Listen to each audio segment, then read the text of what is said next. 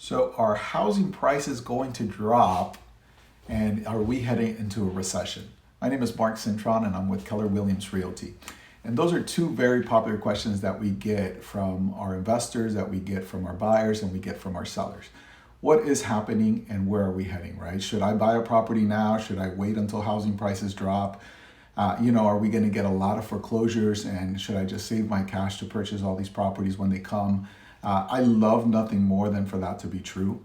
But most importantly, we need to look at the data, right? Not so much of the emotions, not so much of how it feels, but what is the data telling us?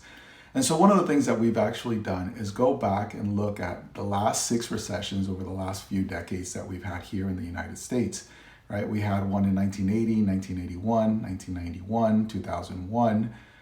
We also had one in 2008 and most recently in 2020, right? And every recession had different qualities or different characteristics that led us or put us in that position, right? But more importantly, since we are talking about housing and since my business is real estate, I want to know, how did these recessions actually affect the housing market, right? And it's interesting that out of the last 6 recessions, 4 of them actually led to an increase in prices, right?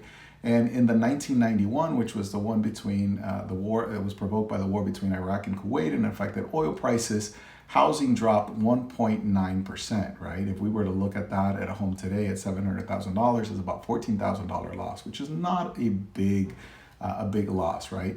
The biggest loss that we saw was in 2008. And I think that's the memory that is most etched into people's minds today, right? Because they're thinking, oh, are we headed into another 2008, right? And let's talk about the 2008 bubble, which was very much like the dot-com bubble in 2001, right? There was a lot of speculation, and that speculation was actually around the housing market.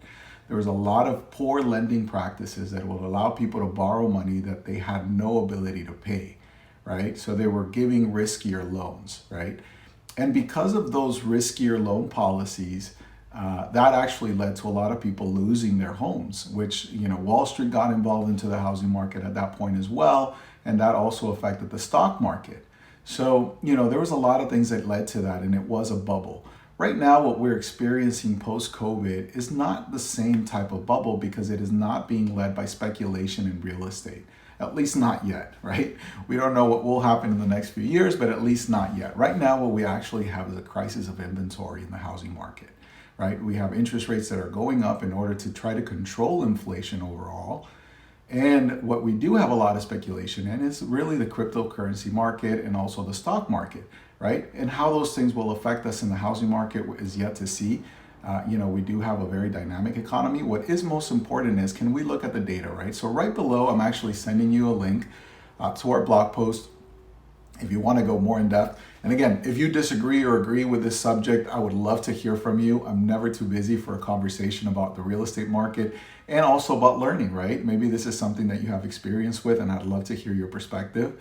But what is more importantly for me is that it gives me confidence being in the real estate market that 4 out of the last 6 recessions actually led to an increase in real estate prices. Now, we may not see increases like we've seen them recently, right? Which is 14% or 10% or 18%, or in some cases even 20%, right? I've heard some clients that doubled the value of their home in the last few years, right? So that type of accelerated growth is probably not going to be there anymore, but it doesn't mean that you're not going to see an increase of 4%, which is a healthy market, right? 4 to 6% increases, right?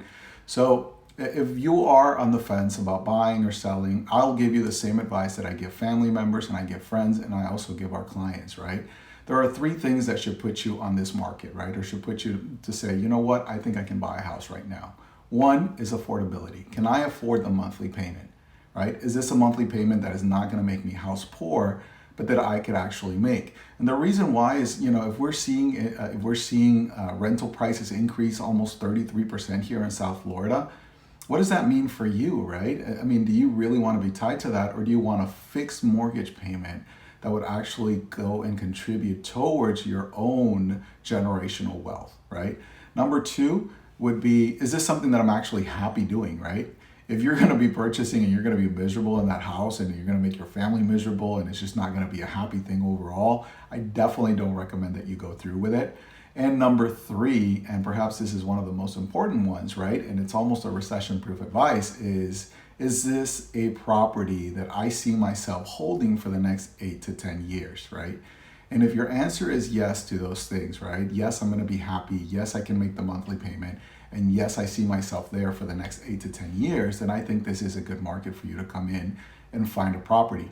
Now, you're saying find a property. Yes, Mark. How am I going to find a property when there's very little inventory? Well, to that I say, let's plan, right? Let's go ahead and create a strategy session around it. And let's think about what we can do, right? Let's think about how are some ways that we can tackle that, some ways that we can approach, and be more strategic, right? About finding a house that fits your needs, that's in the location that you want, and that will make your family better in the future.